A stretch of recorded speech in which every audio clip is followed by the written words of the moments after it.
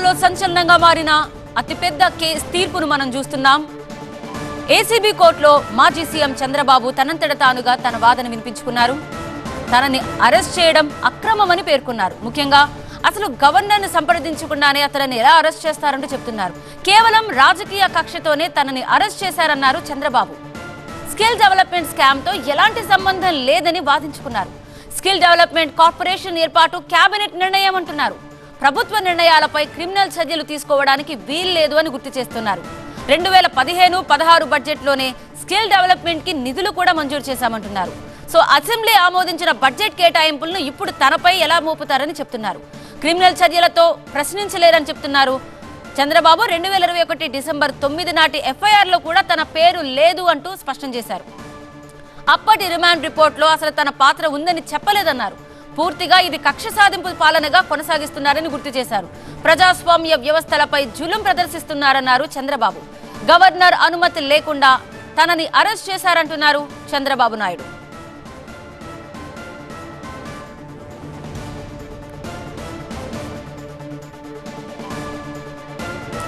So ACB కోర్టులో మరోసారి Siddharth Luthra versus AAG Ponnavolu మధ్య వాదనలు కొనసాగాయి.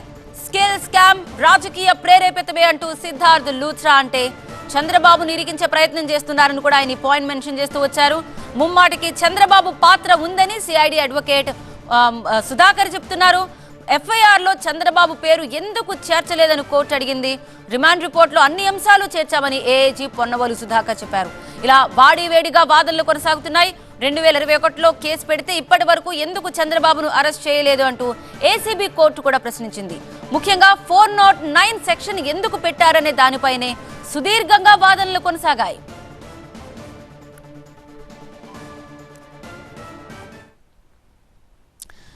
రైట్, ప్రస్తుతం వాదనలు ఇంకా కొనసాగుతున్నాయి. అయితే చంద్రబాబు తన తరపున ఒకసారి డిఫెన్స్ చేసుకుంటూ వాదిస్తూ కూడా ఒక పాయింట్ మెన్షన్ చేశారు. మా ప్రతినిధి బ్యూరో చీఫ్ ప్రస్తుతం విజయ్ లైవ్ లో సిద్ధంగా ఉన్నారు. ఒకసారి మనం మాట్లాడదాం. రైట్ విజయ్, ఒక పాయింట్ కూడా చాలా క్లియర్ గా మెన్షన్ చేశారు. ఈవెన్ క్యాబినెట్ ఆమోదించిందని admitted alleged offence relating to policy decision taken by the cabinet and also approved by the cabinet and as such it is a decision of the government which can not be questioned by the initiating criminal proceedings. Cabinet తీసుకున్న నిర్ణయంపై తనను ఎలా question చేస్తారంటూ Chandrababu అడిగారు. Even 2015-16 టైంలో కూడా ఆ legislature ఆమోదించింది, was voted by the legislature and hence it is a part and parcel of the approved budget and the said allocation cannot be questioned by initiating criminal proceedings. Cabinet ఆమోదించిన తర్వాత కూడా budget లో ఉన్న తర్వాత కూడా ఎలా question చేస్తారంటున్నారు. ఇది సమంజసమేనా?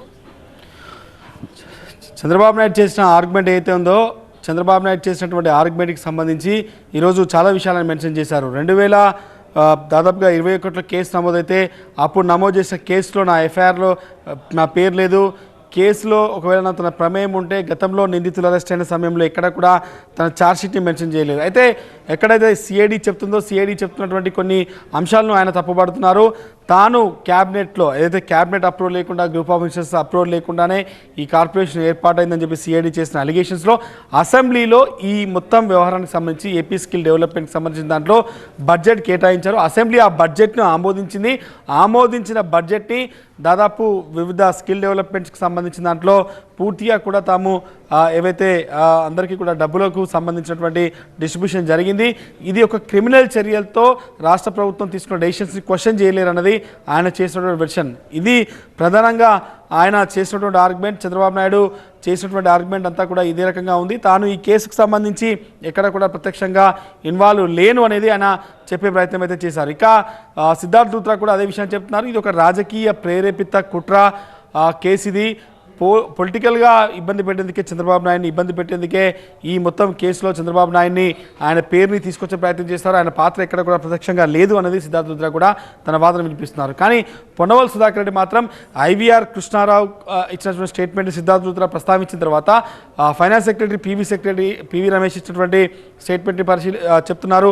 కిలారి రాజేష్ అనే వ్యక్తి ద్వారా జరిగినటువంటి లావాదేవీలు ఎండ్ బెనిఫిషియరీగా చంద్రబాబు నాయుడు ఏ రకంగా మారాడనే దానికి సంబంధించిన సాక్ష్యాలు, పిఎస్ శ్రీనివాస్ వ్యవహారం, కిలారి రాజేష్ వ్యవహారం, తద్వారా లబ్ధి పొందినటువంటి లోకేష్ ద్వారా చంద్రబాబు నాయుడు అంతిమంగా లబ్ధి పొందాడన్న ఏవైతే పూర్తి స్థాయిలో ఎవిడెన్సెస్ ఉన్నాయో వాటన్నిటి కూడా చంద్రబాబు నాయుడు సంబంధించిన పాత్ర పైన పెట్టారు. అయితే జడ్జి ఈ సమయంలో 2021లో మీరు ఎఫ్ఐఆర్లో చంద్రబాబు పేరు ఎందుకు పెట్టలేదు, ఒకవేళ ఆయన ప్రమేయం ఉంటే 2021లోనే ఎందుకు అరెస్ట్ చేయలేదు, దాంతోపాటుగా చంద్రబాబు నాయుడిని ఇంత సమయం తర్వాత 3.5 సంవత్సరాల తర్వాత అరెస్ట్ చేయాల్సిన అవసరం ఎందుకు వచ్చింది, ఈ కేసులో ఆయనకి ప్రైమాఫిసీ ఉందా లేదా, ఆయనకు సంబంధించినటువంటి పాత్ర ఆయనకు సంబంధించినటువంటి పాత్ర పైన ఆధారాలు ఉన్నాయో ఇవన్నీ కూడా పూర్తిగా చెప్పాలంటూ ఈ మొత్తం వ్యవహారం పైన జడ్జి కూడా కొన్ని క్వశ్చన్స్ చేశారు.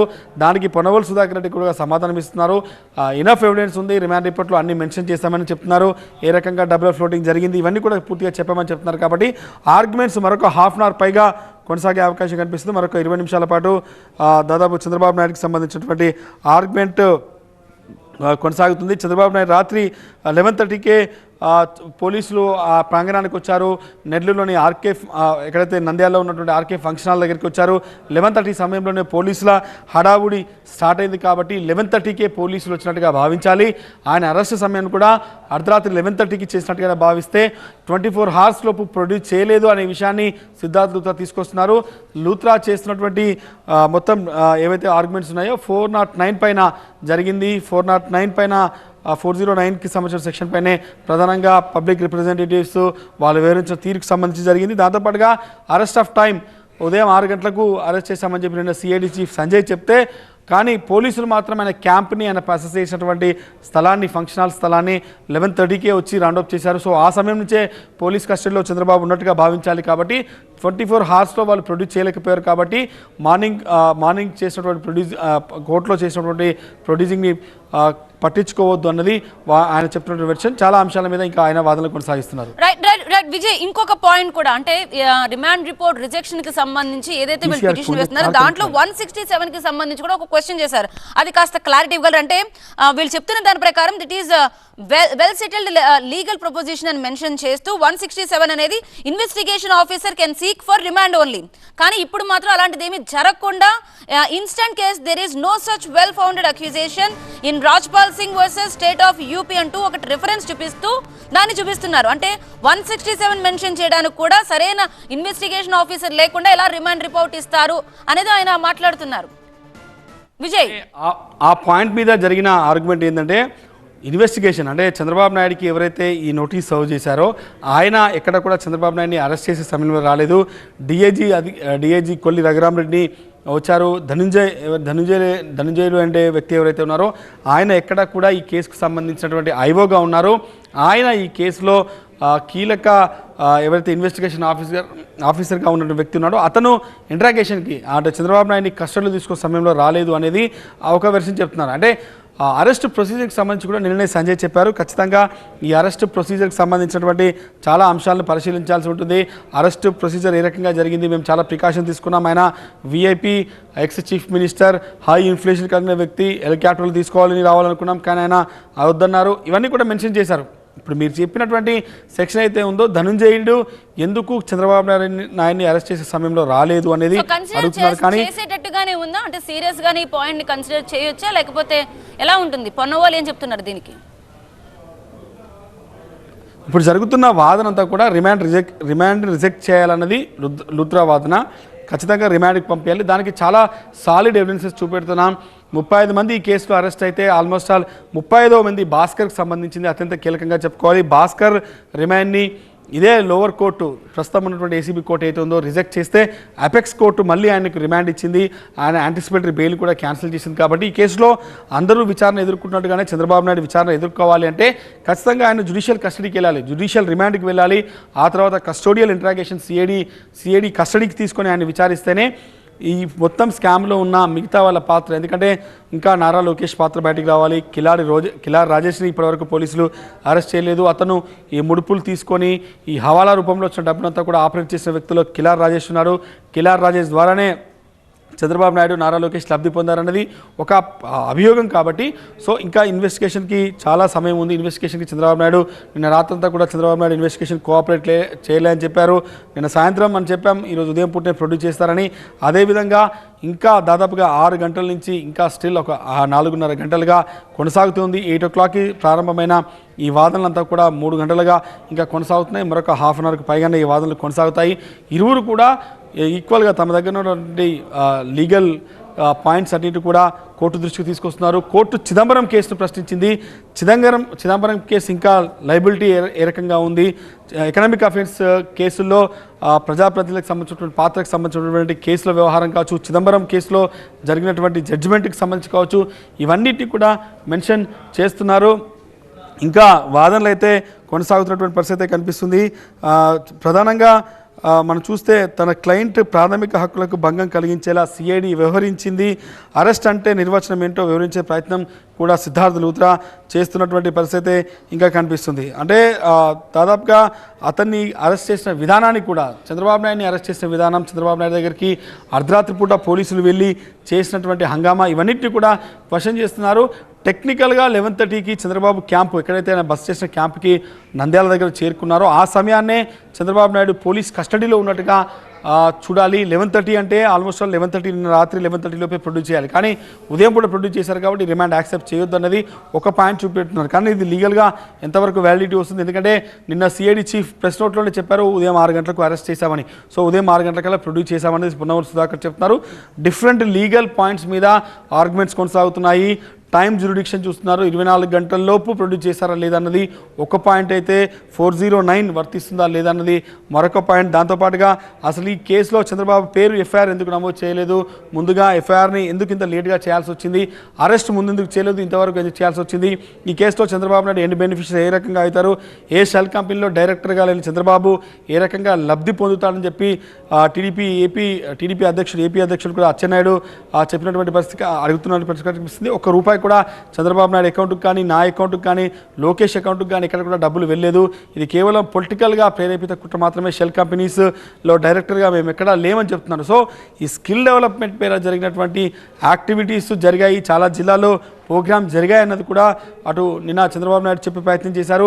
ఈరోజు కూడా ఆయన వాదన సందర్భంగా ఆ విషయాన్ని చెప్పారు. చాలా చోట్ల కూడా తాము స్కిల్ డెవలప్మెంట్ కోసం ప్రయత్నించినట్టుగా చెప్పారు. సో ఇంత జరుగుతున్నటువంటి సమయంలో తన క్లయింట్కి సంబంధించిన ప్రాథమిక హక్కులు, చంద్రబాబు నాయుడిని ఒక ఎమ్మెల్యేగా, ప్రస్తుతమైన ఎమ్మెల్యేగా ఉన్నాడు, ప్రతిపక్ష నేతగా ఉన్నాడు, దాంతోపాటు 14 సంవత్సరాల పాటు ముఖ్యమంత్రిగా చేసిన వ్యక్తి, హై ప్రొఫైల్ పొలిటికల్ ప్రొఫైల్ కలిగినటువంటి వ్యక్తి కాబట్టి అతన్ని అరెస్ట్ సమయంలో పోలీసులు వ్యవహరించిన తీరును కూడా వాళ్ళు క్వశ్చన్ చేస్తున్నటువంటి పరిస్థితి కనిపిస్తుంది. సిద్ధార్థ్ లూత్రా అనేక పాయింట్స్ మీద ఆర్గ్యుమెంట్స్ అయితే ఇంకా కొనసాగిస్తున్నారు. Right, exactly.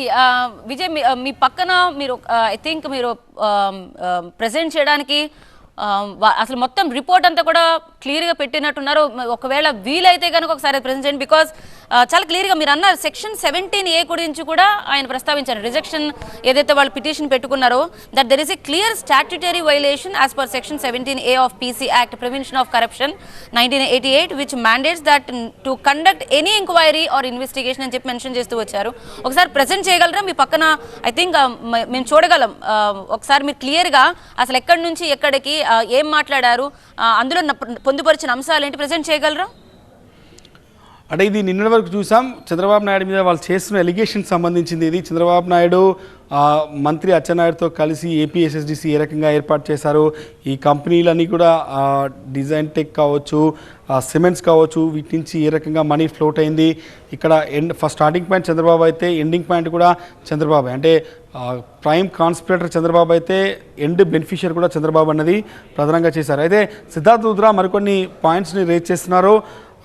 శుక్రవారం ఉదయం 10 గంటల నుంచి సిఐడి అధికారుల ఫోన్ సంభాషణని న్యాయస్థానానికి సమర్పించాలని కూడా ఆయన అడుగుతున్నారు. ఎందుకంటే చంద్రబాబు నాయుడు అరెస్టు వెనకాల జరిగిన వ్యవహారాన్ని ఎవరి ఆదేశాల మేరకు జరిగింది, ఒకవేళ ఇప్పటికిప్పుడు ఎఫ్ఐఆర్లో ఆయన పేరు పెట్టాల్సి ఎందుకు వచ్చింది, ఎఫ్ఐఆర్లో పెట్టాల్సి వస్తే ఇమీడియట్గా నోటీస్ ఇస్తారు చేయాలి, డైరెక్ట్గా ఏదైతే నిన్న ఇచ్చినటువంటి 50 నోటీస్ ఉందో 50 నోటీస్ ఇచ్చి తీసుకొచ్చి అరెస్ట్కి వచ్చారు. సో చాలా జరిగింది కాబట్టి దీని వెనకాల ఎవరి ఫోన్ ట్రాన్సాక్షన్ జరిగాయి, ఫోన్లో ఎవరెవరితో మాట్లాడే డీటెయిల్స్ అని కూడా కావాలని చెప్తున్నారు.